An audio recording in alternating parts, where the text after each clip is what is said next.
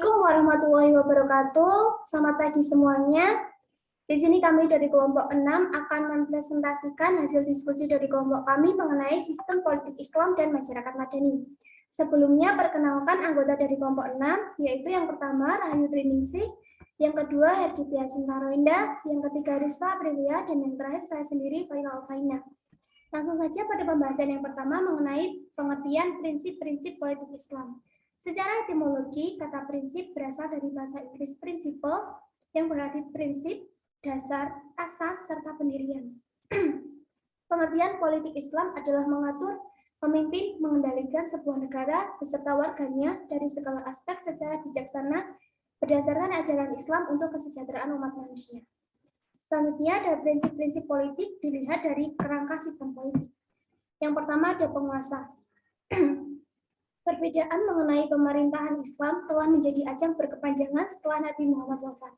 Menurut konsep kedaulatan rakyat yang diwujudkan dalam demokrasi, prinsip musyawarah sebagai suatu proses pengambilan keputusan secara bersama dalam kehidupan bermasyarakat dan bernegara hanya dapat diwujudkan melalui kedaulatan rakyat. Selanjutnya akan dijelaskan oleh Mbak Rizwa, silahkan. Yang kedua yaitu proses pengangkatan penguasa. Seorang yang melaksanakan fungsi kekhalifahan, keimanan, dan keamiran dalam sejarah Islam, terutama pada masa Khulafaur Rasyidin, disebut khalifah, imam atau amir. Institusi khalifah itu disebut kekhalifahan. Secara timbulnya istilah khalifah dan institusi khalifah bermula sejak terpilihnya Abu Bakar pada tahun 573 sampai 634 sebagai seorang pemimpin umat Islam menggantikan Nabi Shallallahu Alaihi Wasallam sehari setelah Nabi wafat. Kemudian yang ketiga yaitu bagaimana kekuasaan dijalankan. Yang pertama yaitu dilakukan pemilihan oleh ahlul halil wal aqdi. Yang kedua yaitu pencalonan yang dilakukan oleh imam atau khalifah sebelumnya. Kemudian yang keempat yaitu kekuasaan atau suksesi kekuasaan. Salah satu bentuk tercapainya suksesi kekuasaan adalah adanya terciptanya kesejahteraan dan menebarnya rahmat Allah di muka bumi melalui orang-orang yang ditugaskan sebagai khalifah yang mengurusi urusan dunia ini adalah pemegang kekuasaan yang amanah atas kekuasaan yang dipikul olehnya. Selanjutnya yaitu tentang konsep masyarakat madani. Masyarakat madani disebut juga dengan masyarakat sipil atau civil society. Konsep civil society berasal dari masyarakat barat pertama digunakan oleh Cicero dengan kata societas civilis dalam filsafat politiknya. Istilah civil society pertama kali dicetuskan oleh Adam Ferguson. Definisi civil society menurut A.S. Hickman adalah wilayah kehidupan sosial yang terorganisasi dan bercirikan antara lain kesukarelaan atau voluntary, keswasembadaan atau self-generating, dan keswadayaan atau self-supporting, kemandirian tinggi, berhadapan dengan negara, dan ketertarikan dengan norma-norma dan nilai hukum yang diikuti oleh warganya. Kemudian yaitu mengenai ciri-ciri masyarakat madani. Yang pertama yaitu free public sphere. Adanya ruang publik yang bebas sebagai sarana dalam mengemukakan pendapat. Yang kedua yaitu menjunjung tinggi nilai. Masyarakat madani identik dengan sifatnya yang beradab. Mereka selalu menjunjung tinggi nilai dan norma serta hukum yang mereka topang. Yang ketiga yaitu mempunyai peradaban yang tinggi. Mereka memiliki adab yang baik bertata krama. Selain itu, mereka juga mempunyai tata krama sebagai sesama manusia serta Tuhannya. Yang keempat yaitu memprioritaskan kesejahteraan serta transparansi. Masyarakat madani menilai bahwa status mereka itu semua sama.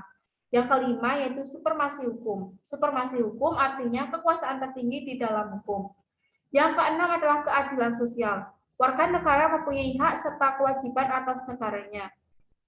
Begitu juga negara mereka juga mempunyai hak serta kewajiban atas warga negaranya. Kemudian yang ketujuh yaitu partisipasi sosial yang bertujuan untuk mencapai dan mewujudkan tujuan tertentu. Selanjutnya, elemen-elemen masyarakat madani. Elemen-elemen masyarakat madani atau civil society, elemen-elemen masyarakat merupakan perwujudan dari civil society itu sendiri. Yang pertama ada lembaga swadaya masyarakat atau LSM, pers, supremasi hukum, perguruan tinggi, dan partai politik. Selanjutnya ada politik Islam Madani di Indonesia. Negara Indonesia masih berusaha mewujudkan konsep masyarakat madani. Masyarakat di Indonesia ini belum masuk ke dalam kategori masyarakat madani karena masyarakat Indonesia belum memenuhi unsur-unsur pokok sebagai masyarakat madani, yaitu wilayah atau ruang publik yang bebas, demokrasi, toleransi, pluralisme, dan keadilan sosial. Sucipto Wirosarjono memberikan gagasannya mengenai aspek-aspek dalam membangun masyarakat madani, diantaranya adalah yang pertama, persamaan hak dan kewajiban, serta perlindungan hukum terhadap seluruh anggota masyarakat. Yang kedua, hukum harus ditegakkan dalam prinsip-prinsip kedaulatan secara ideal.